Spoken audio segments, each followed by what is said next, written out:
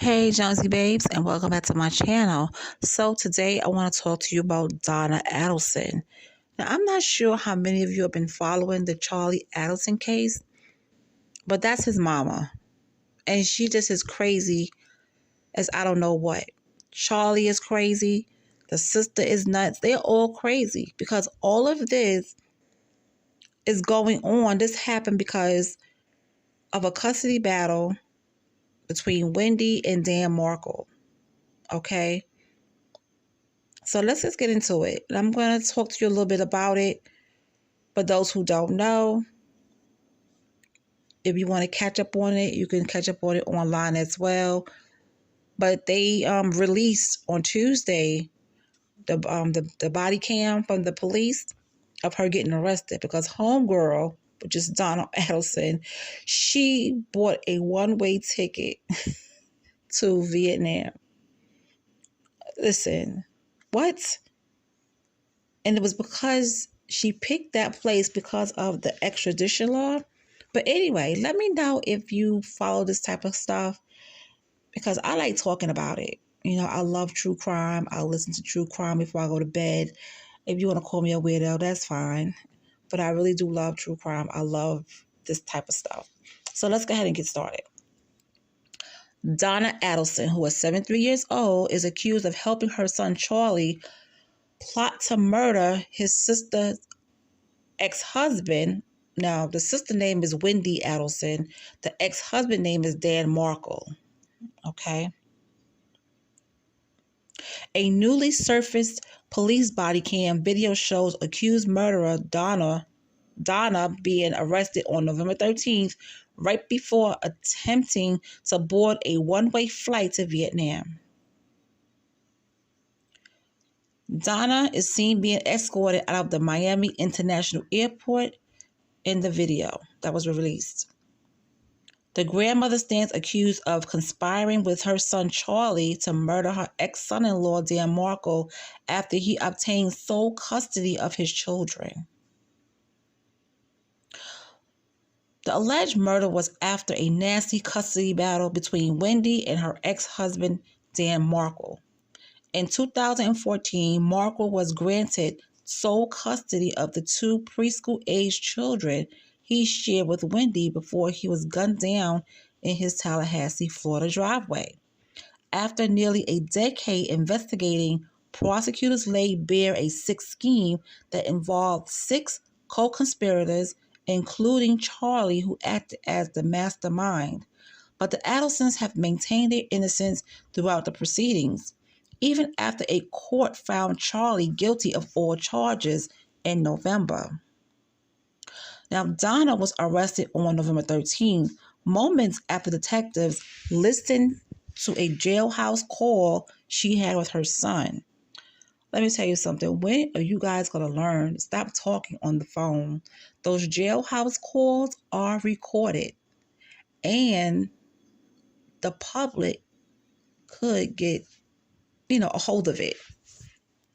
But it's whatever. People going to do what they're going to do. But them jailhouse calls, they do be tripping people up. Now, in the conversation, she appeared to discuss suicide, saying, "Do I want to go to sleep and not see my son?" "I do," according to a recording released by ABC News. She told Charlie, "We do it together. Leave a note. They'll know when to come and get us, and we'll just do it together." She went on to discuss how she was boarding a one-way flight to Vietnam, which does not have an extradition treaty with the U.S. So if she went over there, the U.S. cannot go and get her because they don't have an extradition treaty. So somebody's been doing their homework. But seconds before she walked into the jet bridge, the Miami-Dade Police Department caught up with Donna at the Miami International Airport, and that video was obtained by a news outlet. When they started to arrest her, she immediately tried to yank away her phone before the arresting officer told her it was now evidence. Then Donna started moaning about her husband, who was almost 80 years old, and asked how would he get home safely? "Someone's got to help him get home. This is terrible. she said, while being cuffed as her husband begged the officers to stop. The 30-minute clip showed Adelson taking a long walk through the halls as travelers looked on with confusion.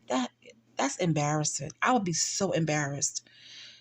It ended with her taking a silent ride in a police car where she sat emotionless before getting out at the station. So she's sitting there with no emotion, no remorse, no nothing. She's just sitting there stone-faced, like whatever. Donna bought the plane ticket out of the U.S. 1 week after her son was found guilty of planning Marco's shooting death. She has since been charged with first-degree murder, conspiracy, and solicitation. Now, on December 12th, Charlie was sentenced to life in prison with no possibility of parole or probation. Donna is accused of plotting to take out Marco to have Wendy and her children relocate to Tallahassee. She was desperate to have her grandsons and daughter closer to home, and this was said by the prosecutors in court. The grandmother was the fifth person arrested in the murder of Marco, who was a Florida State University law professor. So basically, they got Charlie, they got Wendy, they got Donna, and the two people that pulled the trigger. So that's 5 people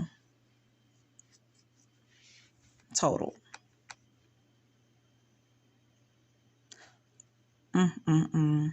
So you're going to sit there and hire somebody to take somebody's life because of a custody battle?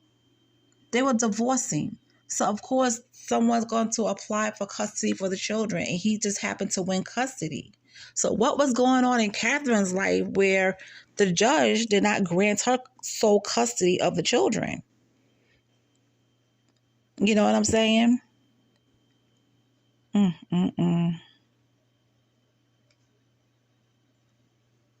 Now, during Charlie's trial, prosecutors said he and his girlfriend at the time, Catherine, contracted the killers to shoot his brother-in-law. The gunmen were identified as Sigfredo Garcia and Luis Rivera.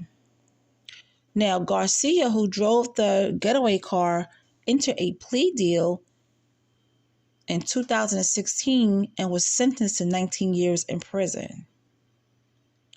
He went on to testify against Garcia, who fired the deadly shots, and Catherine. Garcia and Catherine are currently serving life sentences. Now, Donna's mental state has been a main topic of discussion in pretrial hearings. She looked frail in court as prosecutors and the defense argued whether she should be taken off suicide watch. Now, Adelson's team argued that her solitary confinement hindered her ability to be counseled and that she needed improved treatment before she could prepare for the trial. Now, meanwhile, the prosecution brought up her apparent suicide plan that was captured in the phone call with her son. Now, why would you even talk about that on a phone call, and these calls are recorded? That's what I'm saying. I say these phone calls would trip you up every time. The decision was left with the sheriff's office after the judge said the jail was out of his control due to the separation of powers. Last week, Adelson hired new lawyers. Her son's lead attorney, Daniel Roshbaum, and well-known criminal defense lawyer, Alex Morris, and this is all revealed in the court documents. A case management conference was scheduled for last Tuesday, but due to severe weather, caused it to be pushed back to January 30th.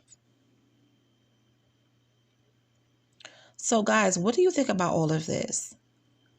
I'm going to keep following it. To me, I am curious about it. I want to know exactly how much time they're going to give Donna. Okay.